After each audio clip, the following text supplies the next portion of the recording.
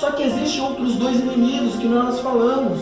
O príncipe da potestade do ar, que é o diabo, que governa esse sistema de um mundo caído, o qual nós vivemos ainda. E esse sistema, ele é contra Deus. E esse sistema, ele influencia a nossa natureza caída. Então aqui o nosso segundo inimigo é Satanás, é o diabo. Veja, nós já temos um adversário que é o sistema do mundo, governado por Satanás. E podemos notar que todos que não estão debaixo do senhorio de Jesus Cristo, estão debaixo do senhorio de Satanás. Então, o mesmo erro que as pessoas cometem em dizer, não, tudo é o mundo, nós não podemos cometer. Nós entendemos que o mundo tem uma parcela de culpa. Nós entendemos que Satanás também tem uma parcela de culpa, mas não toda a culpa. Satanás é um adversário. Satanás é alguém que nos influencia. Satanás é alguém que milita contra nossas vidas. Satanás, ele aprisiona os homens na sua própria natureza, que são escravos da sua natureza caída. Satanás não faz nada a mais do que dar aquilo que os homens desejam. O maior julgamento que Deus pode fazer com o homem é deixar ele nos seus desejos, seguindo as vontades dos seus corações. Então, quando Deus ele não salva o homem e deixa ele viver como ele quer, é o primeiro julgamento mais terrível que pode acontecer para com o homem. É claro que nós sabemos que existe Satanás e seus demônios. É claro que nós sabemos que eles estão aí para nos influenciar. É claro que nós sabemos que eles estão aí para conduzir os homens aos seus pecados, para que eles aumentem a sua culpa diante de Deus, para que eles aumentem a sua ofensa diante de um Deus santo, justo e poderoso. Então nós não podemos fazer como aquela historinha.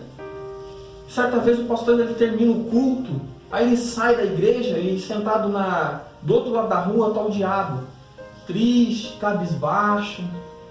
Aí o pastor se aproxima dele: o que aconteceu, diabo? Você está aí triste, chorando? Aí o diabo vira para o pastor e diz: olha, sabe o que é, pastor? Tô meio assim porque esses crentes aí, tudo que eles fazem, ele coloca a culpa em mim. Mas não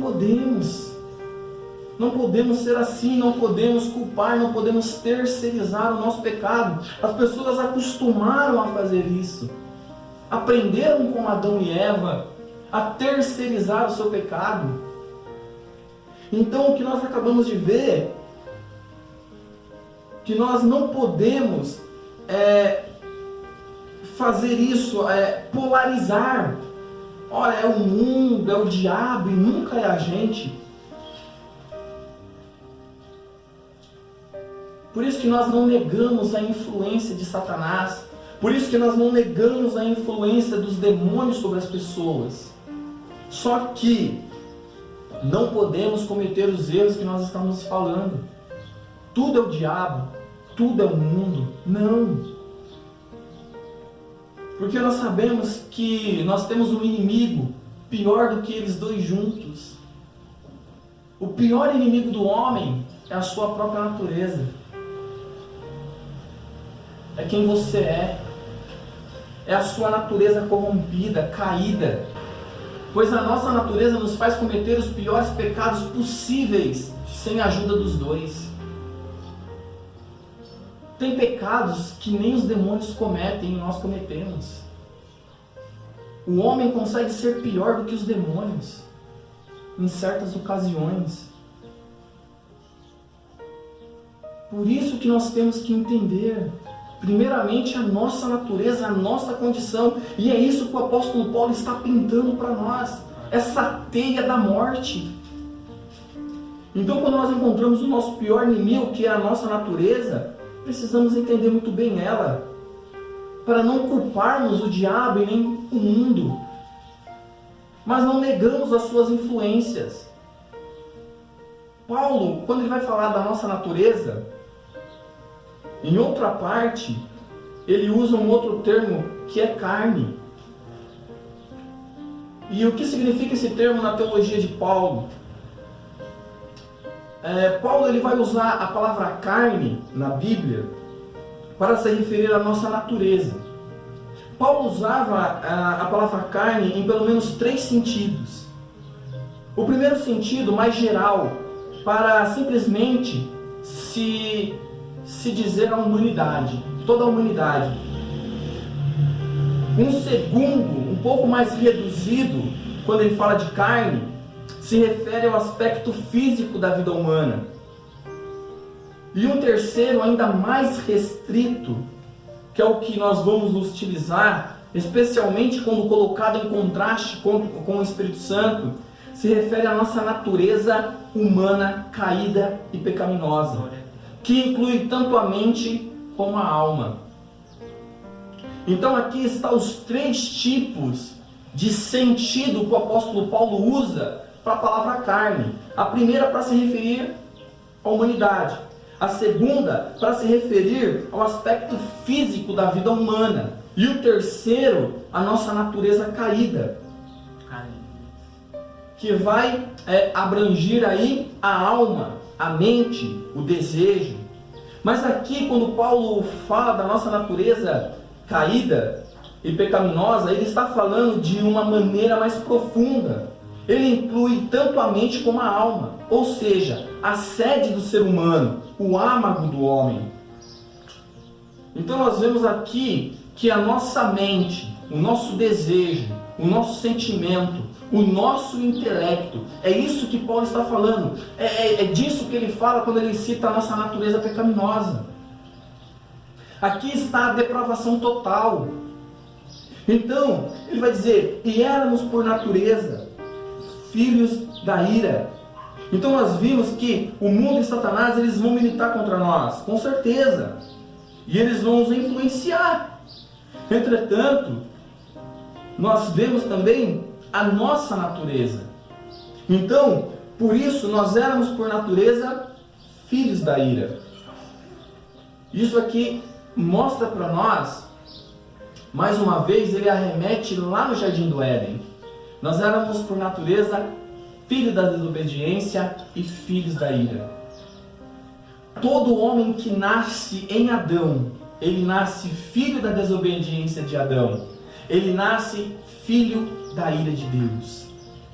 Ele nasce segundo a imagem e semelhança de Adão.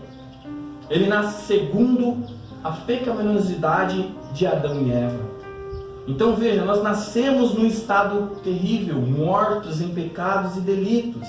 E éramos por natureza filhos da ira. Paulo aqui declara a todos os homens, sem exceção, quer judeus ou quer gregos. Todos nasceram da mesma maneira, mortos em pecados e delitos.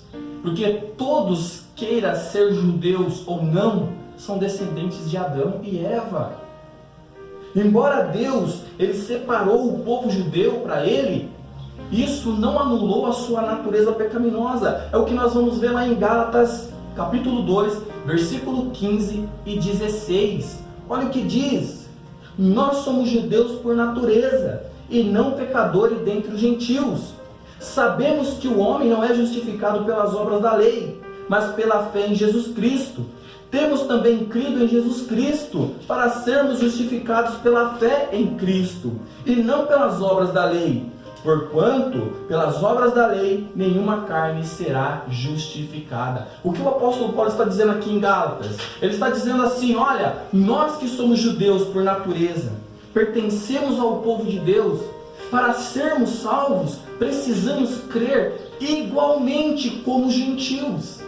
Nós precisamos ter fé em Cristo para sermos salvos. Não é a nossa nacionalidade que nos leva para o céu. Porque tanto os judeus quanto os gregos são descendentes diretos de Adão e Eva. E nós somos, por natureza, então, filhos da ira, filhos da desobediência. Deus ele coloca todos debaixo da mesma condenação. É por isso que todos pecaram e destituídos estão da glória de Deus. É por isso que Deus encerrou todos debaixo da lei do pecado.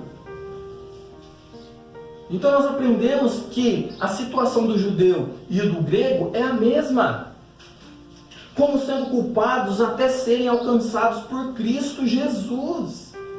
Então, tanto os judeus quanto os gentios, eles só vão ser libertados, eles só vão ser justificados, santificados, quando a obra de Cristo alcança eles, quando a graça salvífica e salvadora alcança eles. É por isso que Paulo está dizendo para nós: pois a expressão filhos da ira compreende-se simplesmente os que são perdidos e merecem a morte eterna. Pois fora de Cristo não há justiça alguma, nem salvação, e em suma, nenhum mérito. A Bíblia não mostra o homem como sendo apenas uma vítima de Satanás e o sistema do mundo, mas mostra o homem como sendo um agente direto nas ações pecaminosas. Cristo certa vez disse em Mateus 15:19, porque do coração procedem os maus pensamentos, mortes, adultérios, prostituição, furtos, falsos testemunhos e blasfêmias. Esse e outros pecados semelhantes a estes, o homem é o agente direto. É interessante como a nossa geração aprendeu com Adão e Eva a terceirizar o nosso pecado. Por exemplo, esses pecados, hoje, alguns dizem que os homens só cometem devido aos demônios. E então os homens não são agentes diretos, mas passam a ser vítimas dos demônios. Por isso que hoje em dia não se faz mais pregação sobre arrependimento e abandono de pecado, mas se faz campanhas de libertação. Então nós vemos aqui que o homem, ele comete esses pecados, e para isso ele não precisa dos demônios, quando ele vai cometer esses pecados. E tem outros semelhantes. Por exemplo, tem um pecado que só nós, homens, cometemos. Tem homem que não acredita em Deus. Os demônios creem, tremem e estremecem. Somos piores do que os demônios. Não precisamos dele para cometer os outros pecados. Por isso não podemos terceirizar. Por isso que quando Deus ele fala direto ao pecador. Abandone o seu pecado, creia e se arrependa. E vos ficou, estando vós mortos em ofensas e pecados, em que noutro tempo andaste segundo o curso deste mundo, segundo o príncipe da potestade do ar, do espírito que agora opera nos filhos da desobediência, entre os quais todos nós também andávamos, nos desejos da nossa carne, fazendo a vontade da carne e dos pensamentos, e éramos por natureza filhos da ira, como os demais. Não há nada de diferente em nós. Não somos de uma outra substância. O que nos difere dos demais homens é a graça de Deus, é a misericórdia, a vontade dele. É por isso que aqui no versículo 4, depois que ele pinta esse quadro, depois que ele mostra essa teia da morte que abrange todos os homens, depois que ele mostra isso para nós, ele diz assim no versículo 4, mas Deus, sendo rico em misericórdia, por causa do grande amor com que nos amou. O versículo 4 começa de uma forma magnífica. Mas Deus, o apóstolo Paulo, depois de pintar esse quadro tão desolador da condição humana para destacar o contraste da resposta graciosa de Deus para conosco, ele coloca mais Deus, que é riquíssimo em misericórdia, pelo seu muito amor com que nos amou. O que nós aprendemos aqui? Nós aprendemos aqui exatamente isso, que se não for o amor de Deus, que se não for a misericórdia de Deus, se não for a vontade dele, Paulo mostra que a graça de Deus consiste na sua própria vontade. O pensamento de Paulo segue o padrão de Deuteronômio 7, 7 e 8, que diz assim: o Senhor não tomou prazer em vós, nem vos escolheu, porque a vossa multidão era mais do que a de todos os outros povos, pois vós eras menos em número do que todos os povos. Mas porque o Senhor vos amava E para guardar o juramento que fizeram a vossos pais, o Senhor vos tirou com mão forte e vos resgatou da casa da servidão, da mão de Faraó, rei do Egito. Então aqui ele faz o mesmo contraste. Olha, nós estávamos no mundo. Assim como o povo de Israel estava escravizado, nós também estávamos.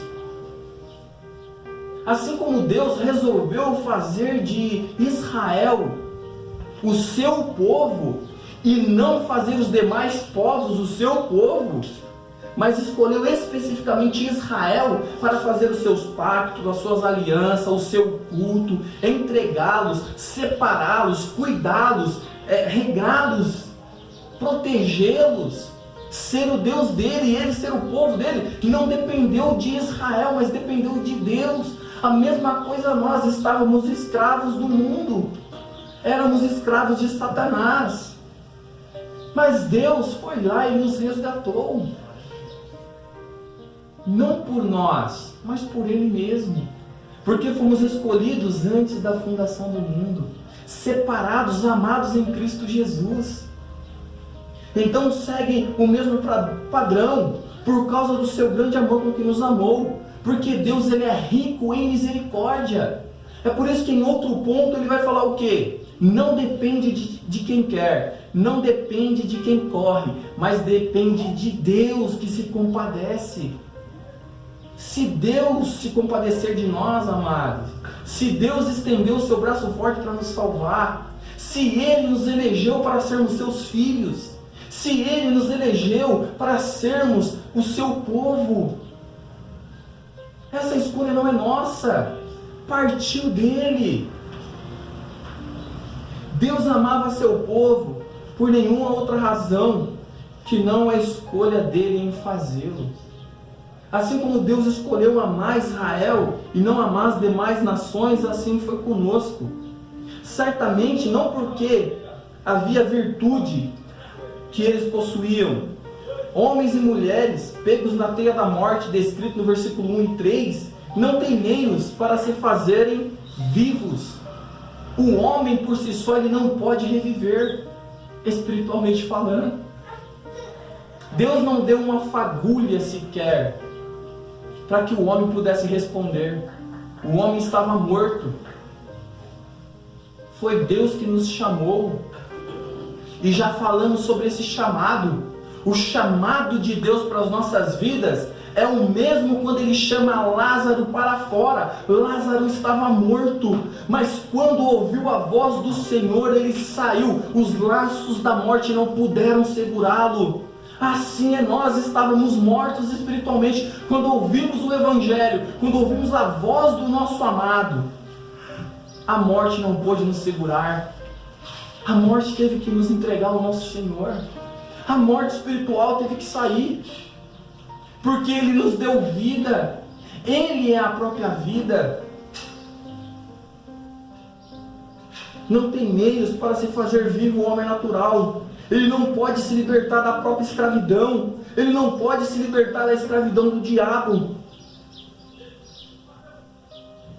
Eles não podem evitarem a ira de Deus. Assim éramos nós. O homem natural não pode dar vida a si mesmo, não pode evitar a ira de Deus, não pode se desfazer da escravidão de Satanás e do mundo. Então veja como é maravilhoso podermos desfrutar desse amor de Deus.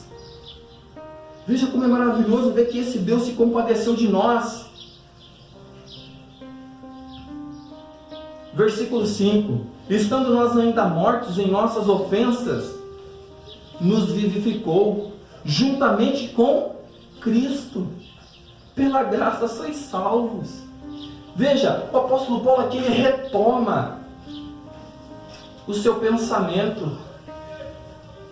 Depois que ele mostra esse quadro desolador, falando, olha a teia de morte que pega todos os homens. Olha a situação de todos os homens. Olha como nós estávamos. Olha como nós vivíamos. Olha quem éramos. Estando nós ainda mortos em nossas ofensas, nos vivificou, nos deu vida. Então isso volta de novo lá no versículo 1. Ele nos deu vida, Ele nos vivificou. Estávamos mortos juntamente com Cristo. Pela graça sois salvos. Aqui no grego, Paulo começa uma frase no versículo, inserindo um parênteses. Nos versículos 2 e 4, para deixar claro que ele via os judeus como sendo tão espiritualmente mortos quanto os gentios. Ele mostra os dois mortos espiritualmente. E então retomou seu pensamento no versículo 5, o que nós vamos ver agora.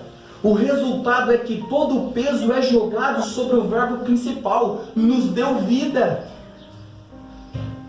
O apóstolo Paulo ele começa assim, olha, e ele, no versículo 2 ele começa, e ele vos deu vida. E agora no versículo 5, quando ele vai retomar, ele diz o quê? Estando nós ainda mortos em nossas ofensas, nos vivificou com Cristo.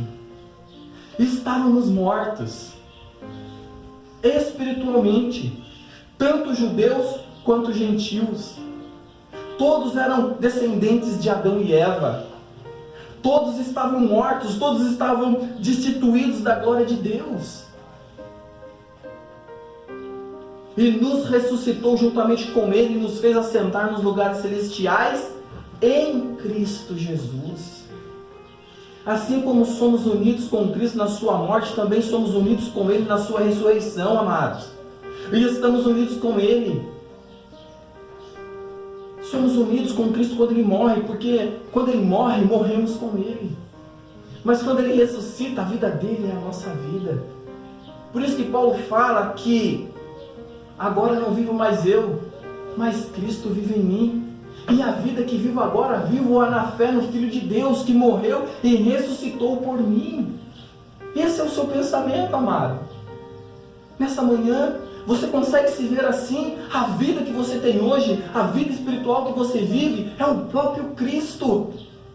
É o Espírito Santo vivendo, habitando em você. É Ele que te regenerou.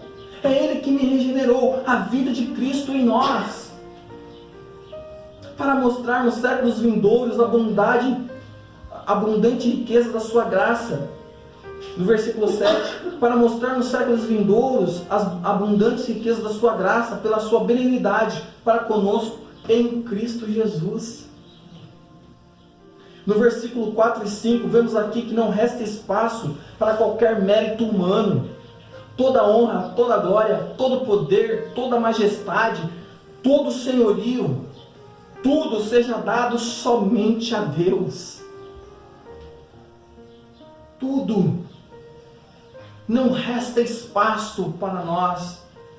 Não há mérito para nós. E então chegamos no versículo ao qual nós vamos meditar hoje, que é o versículo 8 ao 10, que diz: pela graça sois salvos, por meio da fé, e isso não vem de vós, é dom de Deus. Depois que o apóstolo Paulo faz tudo isso, nos mostra tudo isso, e retoma seu pensamento, e faz com que tudo recaia sobre e vos deu vida, estando nós mortos em delitos e pecado. Ele vai dizer: pela graça sois salvos. Vemos aqui que somos salvos imerecidamente, porque graça nada mais é do que o favor imerecido de Deus para conosco, porque pela graça sois salvos.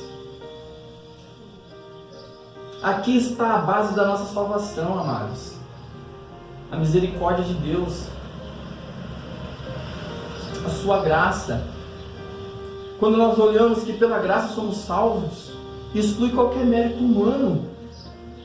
Então podemos descansar, pois tudo que nos importa é saber que os motivos que motivaram a Deus a nos salvar está unicamente e exclusivamente nele e não em nós.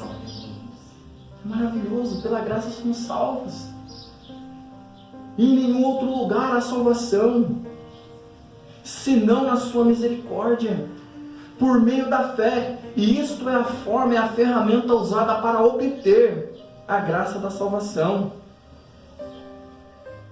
É crer na obra salvífica do Senhor Jesus. Porém, essa fé não provém de nós também. Olha que maravilha! Nós olhamos essa obra maravilhosa de salvação e quando nós nos deparamos com ela, o homem não pode responder espiritualmente a essa graça por si só. Por isso é nos dada a fé, que é também um dom de Deus. Por isso a fé salvífica provém também de Deus, a saber do Espírito Santo, que nos concede fé para crermos em Jesus Cristo. Aqui está a conclusão deste raciocínio proposto pelo apóstolo Paulo sobre essa doutrina. E isto não vem de vós. Isto é a fé. É dom de Deus. Então veja, nós somos salvos por graça. Essa é a base da nossa salvação. Por meio da fé. Mas esse meio que nós conseguimos também não é nosso. Isso mostra para nós que a salvação do começo, meio e fim é obra de Deus. É Deus nos salvando, não é nós nos ajudando. Deus a nos salvar. Estávamos mortos. Morto não age. Morto não tem vida. Ele mostrou para nós como era a nossa condição. No versículo 9 diz: não vem das obras para que ninguém se glorie. A fé é vista como obra, porque se a fé fosse algo humano, entraria como mérito. A fé é vista como obra, ou seja, se uma pessoa diz crer, isso é contando como uma obra meritória. Então, para não terem dúvidas, ele lança toda a luz necessária para que toda vanglória que o homem possa pensar em ter caia por terra. Nem a fé. Eu creio, por isso eu sou salvo. Sim, mas a fé não é sua. É dom de Deus. Então a única coisa que o homem ainda poderia se gloriar é: não, mas eu creio, eu criei. Não, amados. Até isso é um dom de Deus. Que ninguém se glorie senão na cruz de Cristo. Que ninguém se glorie senão na obra salvífica dele. Por isso que nós falamos isso. E no versículo 10 diz: porque somos feituras suas, criados em Cristo Jesus para as boas obras, os quais Deus preparou para que andássemos nelas. Aqui responde uma outra questão. As pessoas dizem assim: se eu não sou salvo por obras, então eu não preciso fazer nada? Então quer dizer que eu não vou fazer nada? Quer dizer então que eu não vou orar? Quer dizer então que eu não vou vir para o culto? Quer dizer então que eu não vou evangelizar? Quer dizer então que eu não vou pregar? Quer dizer então que eu não vou ofertar? Quer dizer que eu não vou fazer nada? Não, não é isso. Olha o que ele está dizendo: somos salvos por graça, isso é uma coisa. Mas há as boas obras já preparadas, veja, já estão preparadas para que nós andemos por elas, para a glória de Deus. Então não fazemos mais para ser salvos, somos salvos, por isso fazemos. Nós não nos apegamos às nossas obras para ser salvo.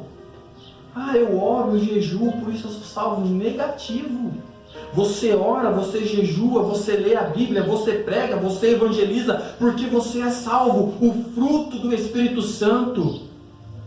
As obras testificam da sua fé. É por isso que o apóstolo Tiago diz: me mostra a sua fé sem obras, que eu mostro as minhas obras pela minha fé. Porque a fé nos torna vivos. Porque a fé nos faz andar por essas obras que glorificam a Deus, que exaltam Deus. Então, como uma obra-prima do próprio Deus, nós praticamos as boas obras, não para os nossos méritos, não. Quando nós fazemos as boas obras, é para a glória de Deus. Porque quer comamos, quer bebamos, quer façamos qualquer outra coisa, façamos para a glória de Deus. Tudo que fazemos, tudo, quer bebais, quer comais, quer façais qualquer outra coisa, veja, tudo isso agora é para a glória de Deus. Tudo que nós fazemos agora aponta para Cristo. Não vivemos para nós mesmos, mas vivemos para Cristo. É por isso que o apóstolo Paulo fala, olha, o morrer para mim é lucro. Mas o ficar vivo também é proveitoso. Ele estava em dúvida se morria ou não. Ele sabia que ficar vivo, ele ia trabalhar para o Pai, ele ia trabalhar para Cristo, ele ia glorificá-lo na terra. Mas morrer seria bem melhor, porque ele ia partir e ia ficar com Cristo. O que Paulo está dizendo é, não importa onde o cristão está, se ele está vivo ou se ele está morto. Porque vivo, ele produz glória para o seu Deus. E morto, ele vai para a glória do seu Deus. Então aqui para nós vemos isso, não vem das obras. Aqui temos duas doutrinas, somos criados em Cristo Jesus. Isso aponta para a cruz. Aonde nós somos criados? Na cruz. Aonde nós ganhamos vida? Na cruz. Por isso que nós temos que ir até a cruz e morrer. É por isso que o cristianismo é pregar a cruz de Cristo. Qualquer outra coisa que seja pregado, anunciado, a não ser a cruz de Cristo, não é o Evangelho. O Evangelho, o cristianismo, o centro é a cruz. Não tem outra coisa a ser pregada aos homens. Eu já falei que se eu fosse membro de uma igreja e o meu pastor se preocupasse mais com a minha área sentimental do que a minha salvação, eu ia odiar esse pastor. Se esse pastor estivesse mais preocupado com as minhas finanças, de como salvar as minhas finanças e não a minha alma, eu ia odiá-lo. Saber que ele passou horas preparando sermões sobre a minha vida de felicidade, sobre os meus projetos, sobre os meus sonhos, e não sobre a minha salvação, e não sobre o meu caráter cristão, e não sobre o abandono daquilo que afronta a Deus, eu ia odiá-lo quando eu encontrasse ele no inferno. Passar horas ouvindo uma pessoa falar sobre o meu ego. Passar horas ouvindo alguém falar sobre aquilo que eu quero ouvir, e não sobre aquilo que eu preciso ouvir. Isso é a Bíblia que diz. Que os falsos mestres veio para matar, roubar e destruir. Os falsos mestres conduzirão multidões aos infernos. Você está ouvindo uma pessoa que não está preocupada com a sua salvação, com a sua santificação, com o seu caráter. Pessoas que estão mais preocupadas com a sua vida sentimental, com a sua vida conjugal, sua vida financeira, esses coaches da vida, esse evangelho da prosperidade, esse evangelho da libertação. Amados, é terrível. Por isso que tudo que temos que anunciar é a cruz de Cristo. Porque tudo que o homem precisa ouvir é que Cristo morreu pelos pecados dele e ao terceiro dia ressuscitou e está vivo para todo sempre e intercede por ele todos os dias e envia o seu Espírito para nos dar vida, e que nós andamos agora nessa vida produzindo frutos dignos de arrependimento e produzimos frutos para a glória do nosso Deus. E essa vida que vivemos agora, vivemos para a glória dele, para glorificá-lo, para exaltá-lo, para dizer que ele é Senhor sobre tudo e sobre todos. Vivemos, nos movemos para ele. E então o mundo olha para nós e pode ver a obra-prima que nós somos do nosso Deus. Os demônios podem olhar para nós e ver a rica graça que nos salvou, o plano redentor que foi feito ao nosso favor. Tudo que temos que anunciar é a cruz de Cristo. Temos uma nova vida, essa vida de santidade, porque é a obra do Espírito Santo. nos preparamos para nos encontrar com o nosso Senhor nos ares. Se não morrermos antes, encontraremos com Ele nos altos. Olharemos para o céu e veremos Ele vindo com grande poder e grande glória com os seus anjos. Criados para boas obras, amados, é isso que nós somos. Então aprendemos que não são as obras que nos salvam. Não, mas passamos a praticar, pois somos novas criaturas. E isso muda toda a visão sobre o fazer as boas obras. Pois sabemos que tanto querer quanto efetuar também provém de Deus. Então tudo é para a sua glória, as quais Deus preparou para que andássemos nela. Não ficamos inertes após a obra regenerativa do Espírito Santo sobre as nossas vidas. Andar em indicação contínua, e podemos demonstrar a nossa fé pelas obras.